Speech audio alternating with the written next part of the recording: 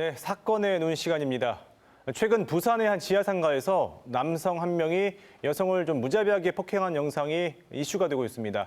이 영상의 내용도 내용이지만 경찰이 또 이 영상을 유포한 사람을 처벌하겠다고 밝히면서 논란이 2라운드에 접어들었는데요. 관련 내용 오늘 짚어보겠습니다. 전희정 변호사 나와 있습니다.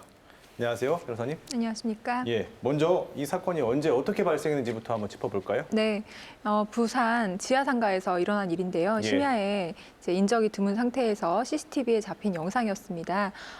남녀가 말싸움을 하다가 말싸움이 몸싸움으로 번지고 또 몸싸움을 하던 중에 이제 쓰러진 일방 여성에게 이제 무자비하게 폭행을 하고 들고 있던 휴대폰으로 이제 안면부나 두부를 계속 이제 때리고 또 발로 여러 차례 가격하기도 했던 사건입니다. 이 사건이 이제 이렇게 우리가 알게 된 것은 그 관리사무소 직원이 CCTV를 본인의 지인에게 유포하면서 무자비하게 이제 일파만파 퍼져 나갔다라고 생각하시면 되겠습니다. 말씀하셨는데 지금 사실 사건 자체는 좀 영상이 충격적이어서 그렇지 단순하잖아요. 그렇죠. 서로 이제 맞습니다. 어떻게 보면 폭행이고 상해가 될 수도 있고. 그런데 이 사건이 2라운드에 접어든 게 경찰이 그 유포자를 좀 강하게 처벌하겠다고 밝히면서예요. 네. 그거를 보고 이제 네티즌들은 저렇게 공분을 살 만한 영상을 공유를 했는데 왜 처벌을 하는 거냐라고 묻는 분들이 있거든요. 네, 맞습니다.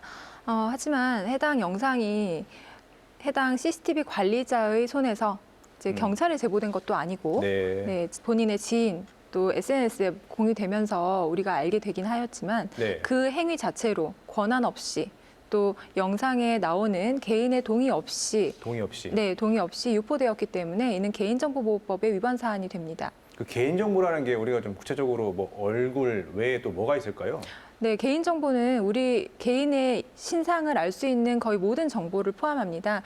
성명, 그리고 뭐 주소 등등을 포함해서 그런 물리적인 정보도 있겠지만 이제 영상으로 보았을 때 이제 본인이 가지고 있는 소지품이나 의상으로도 저 사람이 누구다라고 어느 정도 특정할 수 있잖아요. 예, 그 사람을 그렇죠. 아는 지인들이라면 네, 그런 경우에도 개인정보라고 할 수 있습니다. 그래서 영상을 이제 게시하거나 할 때에는 해당 출연자의 동의를 받거나 또는 이 개인 정보를 원하지 않는 경우에는 가명으로 처리하게 우리가 흔히 모자이크라고 네네. 하는 예. 그런 그 수정을 거쳐서 게시하여야 합니다. 그렇군요.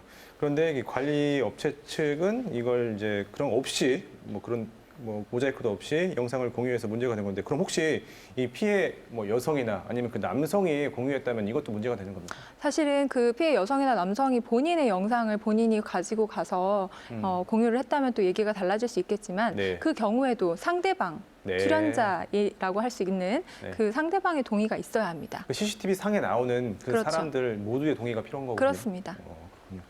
그러면 이 허락 없는 CCTV 영상 유포 이게 이전에도 이런 사례들이 좀 있었을 거 아니에요? 네, 그렇습니다. 보통 처벌 수위는 어떻게 될까요?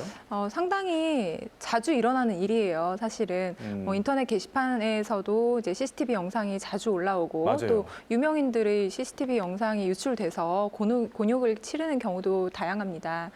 그런 경우에 이제 법적으로는 개인정보보호법 위반으로 5년 이하의 징역이나 5천만 원 이하의 벌금을 부과할 수 있게 되어 있습니다. 이렇게 돼 있는데 실제는 네, 어때요? 그렇지만 이 CCTV는 보통 공개된 장소에서 네. 이제 촬영된 내용이잖아요. 네, 그래서 네. 개인의 내밀한 사생활이라거나 뭐 그런 정보들은 아니고 좀 일상적인 정보들이거나 또는 개인의 뭐 깊은 사생활을 침범하는 것이 아니어서 네. 그 침해의 정도가 중한가 여부를 판가름할 때 조금 약하게 보고 있는 것 같습니다.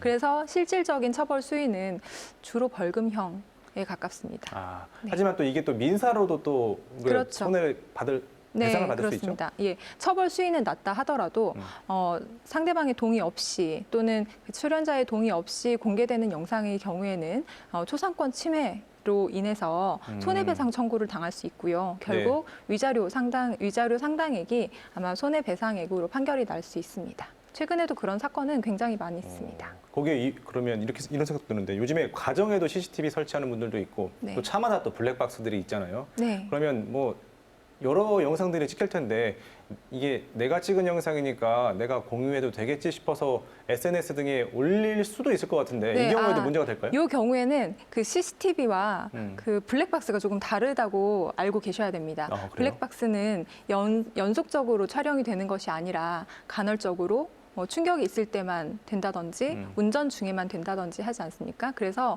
그 개인정보보호법상의 그 영상정보 장치에 포함되지가 않습니다. 그렇군요. 네, 다만 CCTV의 경우에는 이제 가정 내 CCTV라고 하더라도 그렇게 문제가 발생할 수는 있습니다. 그런 사례가 있었어요? 정확하게는 그 가정 내 CCTV까지는 아니고요. 유명인을 예로 들자면 가게에서 일어난 일인데 가게의 CCTV 영상을 가게 홍보 목적으로 연예인이 우리 집에 왔다 갔다 아, 예. 라고 해서 CCTV를 캡처해서 이제 가게에 전시를 해 놓았는데 이를 일반인들이 와서 보고 사진을 찍어서 유포를 하자 이제 SNS에 공유를 하자 이게 그러면 이 사람이 이 사람과 사귀나 보다 하는 열애설에 아하, 처하는 예. 경우가 있었고 예. 또 카페나 노래방 같은 곳에서 좀 그런 일이 자주 있습니다. 개인적인 친분 관계로 왔는데 이를 오해해서 SNS에 공유하면서 문제가 발생하는 경우가 좀 있는 것 같습니다. 알겠습니다. 오늘 말씀 여기까지 듣겠습니다. 고맙습니다. 감사합니다.